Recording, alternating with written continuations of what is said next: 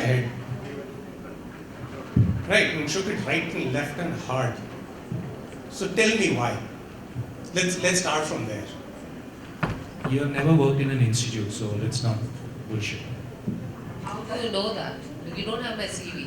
No, I'm talking about we're not talking about undergraduate, postgraduate. We're talking about proper institutes. Okay, I don't think multi-accreditations help because he asked me why. This is not a personal statement. This has to be backed with evidence-based medicine. I think Anyway, it doesn't matter, Avinash. I think She has a perception. and he is the person. Why are you talking? This is role play, okay? Okay. I think doing a set of accreditation, I will talk from the pathology perspective. So you have an NABH, NABL or CAP or QAI now. All are following ISO 15189. So what's the sense of increasing the logos on your letterhead? Do you get more patients? I don't think. That's my opening. Fine. Do have a seat. So, I doubt there are very few people of medical imaging out here, but I'll include that and I'll include the labs in here.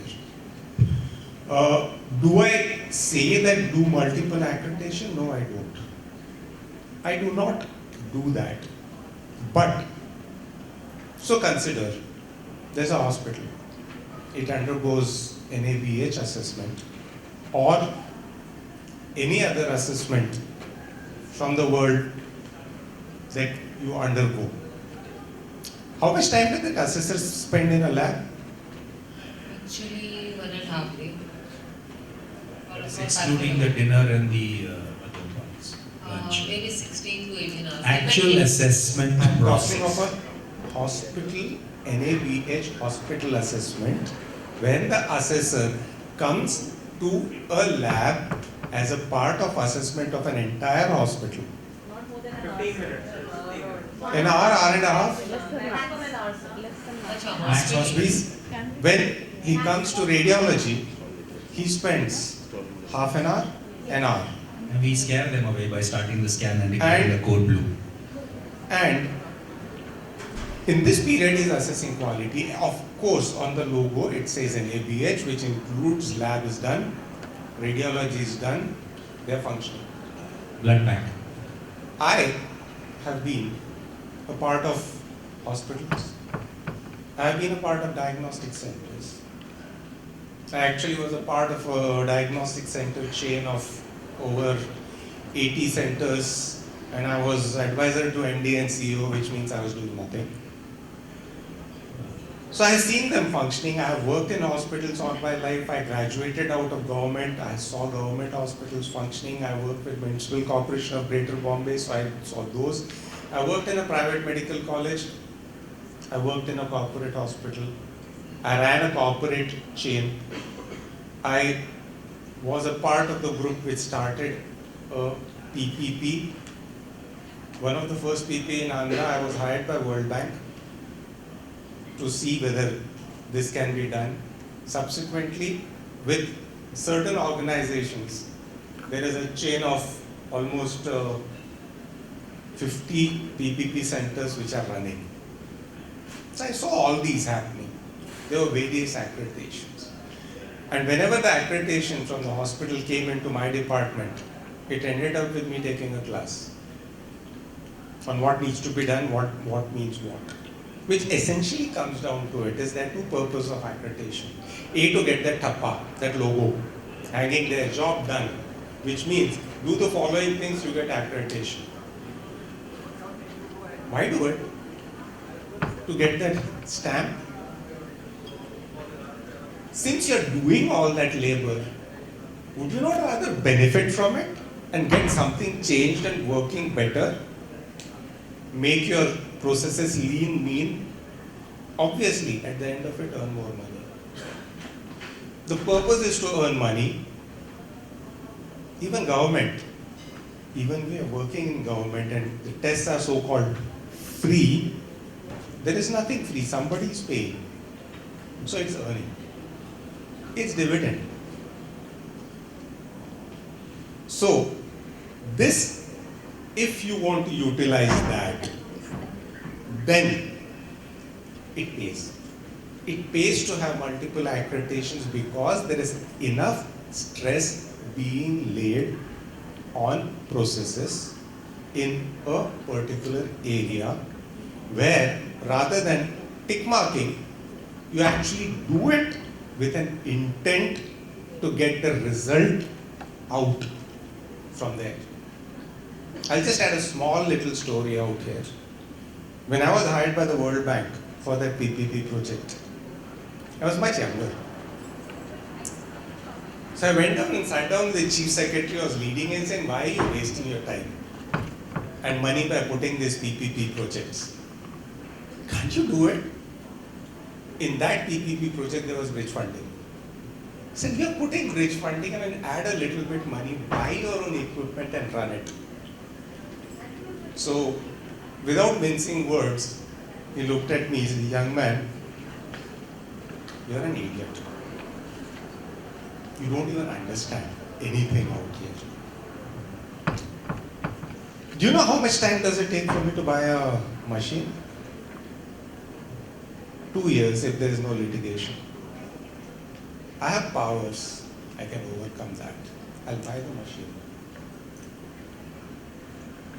I don't have staff who knows this.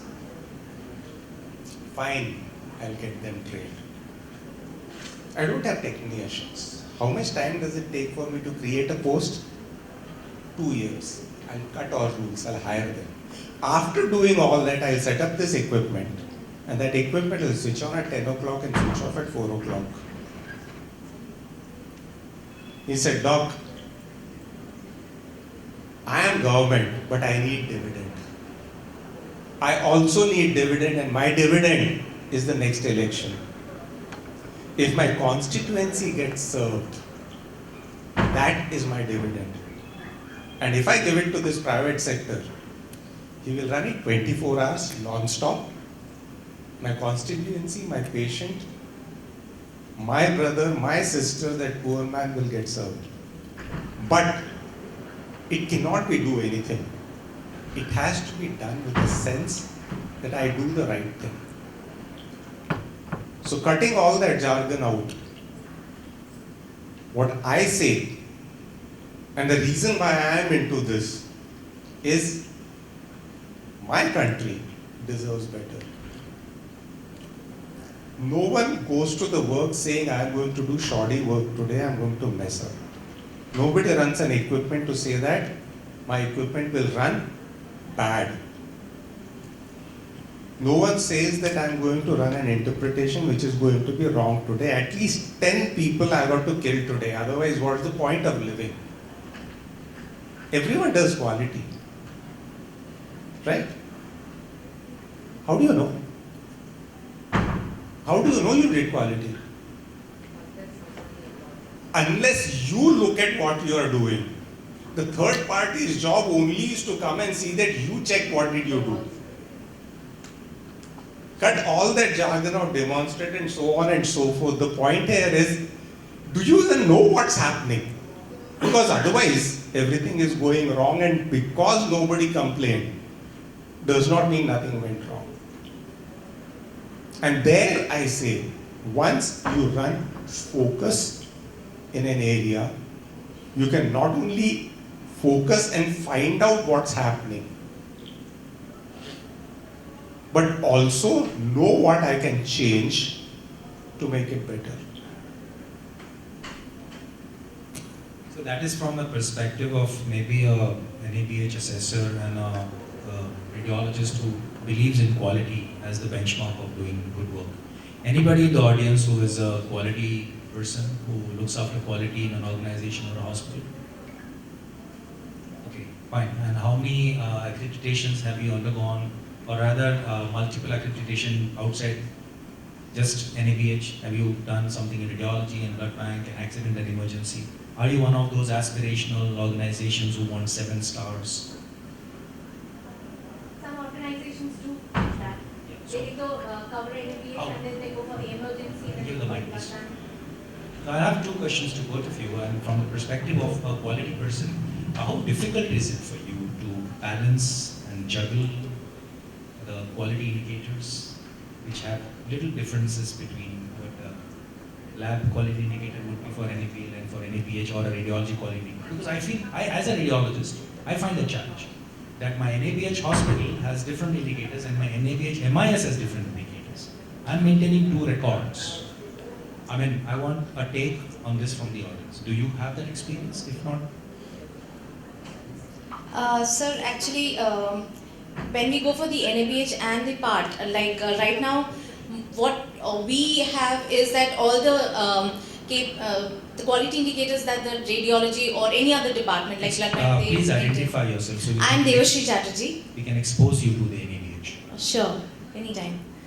And they have run away from the room. They were NABL. Yeah, NABH. Which hospital do you belong to? I don't belong to any hospitals. I am associated with a lot of hospitals for the Consultant. accreditation You're the process. consultant. Yes, I am. So you are the one. Any more consultants in the audience? Great. Good. So I hope you'll speak pro NABH. Yes, NABH actually has that facility to have your own key performance indicators of the department, wherein if you are going for the NABH of the radiology department, you can showcase that as your KPIs, and some of them are similar with the overall KPIs that NABH wants to maintain Fine. overall. So I think you and the lady behind you also, both of you Yes, have, Santana is I'm sure a lot of the hospitals will be coming and saying, okay, we got NABH, now we want this, or we want a little bit more. How do you manage to satisfy somebody who is like him, assessor, with a radiology focused mind, or maybe somebody who says, no, I want this specific to radiology? How do you bridge that gap? When it's for the NABH of the hospital you're talking about? Both. Yeah. NABH So, both. see, generally what happens, it depends, like maybe Devasri has had her own set of experiences where they have gone earlier for NABH of the hospital and then selected for MIS or blood bank. But I had currently around 6 such institutes which went for both NABH and NABL and NABH MIS and NABH blood bank also together. So when we started this, initially only we sat down, we had a meeting and we discussed on what are the quality indicators which are for the individual units. And what? Yes, sir. Interrupt you for 1 minute. Yeah, sure. Why was the need to go for another accreditation when you already had an NABH? No, they had an NABH for the hospital. Yes. They wanted their systems to be well organized in the particular departments. Oh. They wanted the quality to be benefited in that particular department, enhance it, take it to a level which is not only for an NABH hospital, wherein you have only a select number of quality indicators and you are managing and you're looking only according to those parameters. When you're going in specifically for an NABL blood bank or MIS, then in that case you have got an in-depth quality and operational control over that particular unit. And that's how they wanted to get it done. I'll come back to you after Dr. Uday's response. Sure. Both of you. Okay. So, as I have seen, whenever I have gone for assessment of a medical imaging in a hospital who is already NABH accredited, that's the place where I expect the least problem with documentation. And that's the place where I land with the biggest problem in documentation. The worst of all is, all documentation exists. It already is there because when you are doing the hospital, radiology is included. And I have been involved with the previous edition of NABH, where I ensured that everything that I am covering in medical imaging is actually included in it. And in the next edition, it has been our mentor in quality, Poonam Naran, who's been involved, who's been a hospital assessor for a long, long period of time. So there is no difference, except the documentation exists at different places. And if the documentation exists at different places, you do not have to redocument it. All that you need is a document that this is there and pull that record. And that's all. And which is what I have found the biggest problem. Because it restarts the whole process. And unfortunately, it's full of jargon. And hence the hospital person the quality manager, talks the hospital jargon out to the MIS assessor, who's talking a different jargon. At the end of it goes on into jargon, and that is why in the second edition of MIS, which unfortunately I chaired, the technical committee during that period, we did two things. A, matched both. Two, we removed the jargon. We actually wrote down the explanation in plain English and removed all short forms. Honestly, when I sat through the last presentation, I do not mean any disrespect, but sitting out there on somebody who has not seen NABL, I could make a head or tail out of it because it's all abbreviations. It's all abbreviations. And today, remember, in medical journals, when you write an abbreviation, the editor sets it back, expand it. Do not write abbreviations unless those which are completely recognized. Don't do their nonsense. So can I interrupt you here? Now, how many people are who made the 5th edition or the 2nd edition of MIS? How many are radiologists?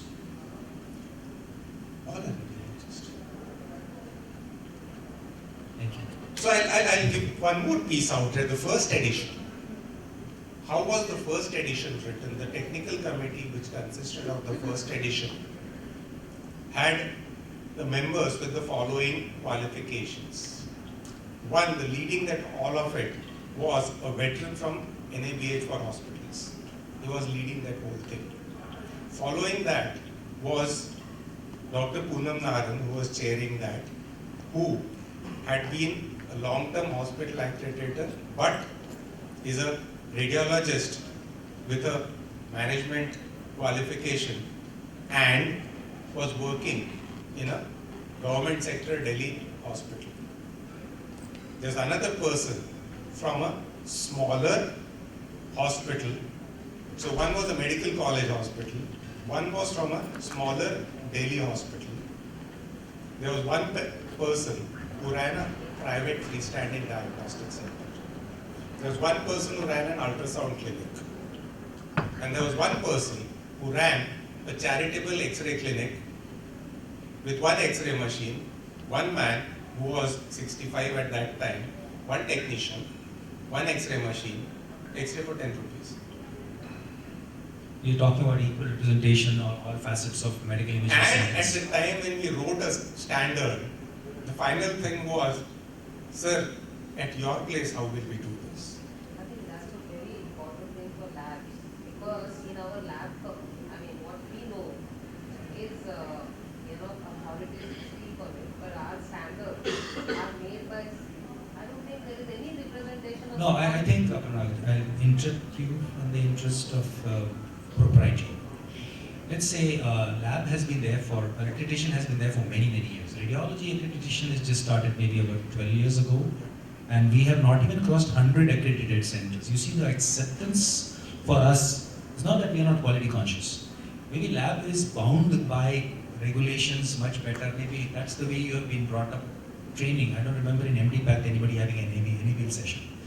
But I'm saying we are still young and we are evolving, and I think it's very fortunate. But we are also fighting certain things like AERB, which is our overall atomic energy regulatory board, which has draconian laws from 1950s on certain signages itself. So each has their own challenges, but the best part of it is the whole idea to have this session and to bring in perspective. Sadly, of course, not too many radiologists, so maybe we cannot have that kind of anger or maybe dialogue. But this whole idea was to stimulate certain. I'm sure all of you who are in lab business, a lot of radiologists have labs with them. Lab business, like certain houses will have X-ray and ultrasound clinics, and you would want to extend that opportunity for whatever reason, for the thappa or the label or the so-called money that you're going to make extra, which I've never found the top line going up or the bottom line going extra. Another drive also, that is insurance companies. Absolutely. They want multiple accreditation, and CGHS like organizations being paid for. Absolutely. So I'm saying that is the incentive, of course, but we were never able to justify that to do these kind of processes. But Great. I mean, any other insights? I mean, anybody? Yeah, Vidhu. So, I think I can just. Yeah. Thank you, sir. No, I think the whole, so we are in that kind of process where we only had NABH MIS, but then we started getting into hospitals, and then the hospitals were NABH accredited, and we were still wanting our centers to be NABH MIS within the hospitals. And there is no, CGHS, ECHS, etc. incentivization, because it's at a hospital level. So if the hospital is NABH, we get paid NABH rates irrespective. So in that area, it comes down to self-drive and also the marketing side of things. Right? The self-drive is very clear. Your employees feel much better if they believe inherently in a hospital that we are much better than all the other departments there. I think that's a very interesting, and we are maybe at Mahajan Imaging, we have that privilege of investing additionally in processes, which is actually, frankly speaking, money-wise not a lot, but still. But that the employee side is one, and the other side is, of course, we are in a market-driven healthcare system, right? Patients decide where they want to go. Even in a hospital, in the OPD, if a orthopedic surgeon writes an MRI knee, it is still the patient's prerogative as to whether they want to get scanned in the hospital or they want to go to the place across the street. So having that label certainly helps, there is no doubt. And now it's going to become very interesting because NABL is coming up with MIS. Yeah, so because I got your point. I think we all need to understand we are very poorly self-regulated as a medical community.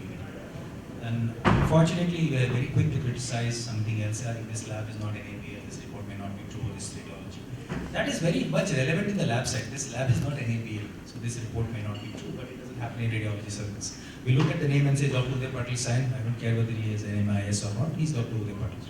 So we are still radiologist-centric, perhaps, or maybe clinical-centric, unlike the labs. So to kind of wind up, considering that there's lunch also around and we have one more session to go, maybe a parting comment and thoughts from sir before we say thank you to all. So, my only parting thought here is, anywhere where you're following a quality process, there really is no difference. Because, cutting all the jargon apart, quality is only about one thing. Do I know I am doing it right? We all know what is right. It's only to make sure that I am actually doing it right. And doing that has benefits. And there are financial benefits, as long as we take it out from tick marking to using what we have. We generate data, information, and you look at that data and then you know this is what is happening and what can be corrected. Right? And so the processes would cross match. And so multiple accreditation does not multiply work. It actually reduces work. Because we start getting deeper understandings.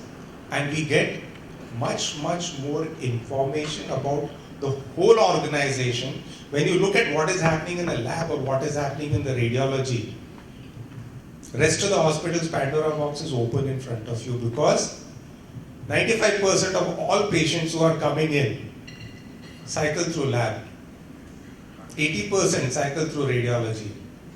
And now if you look at what information that you have got, you really have the hospital open in front of you. You know what exactly is happening and where to go in. And then you can take things on from there. And it's all quality. You do better work, you earn money. There's no question about it. There's no other way out. You can always pay your way out to higher revenue. Are we there in the business of earning, hitting the top line or bottom line? And for bottom line, quality pays. For top line, anything goes.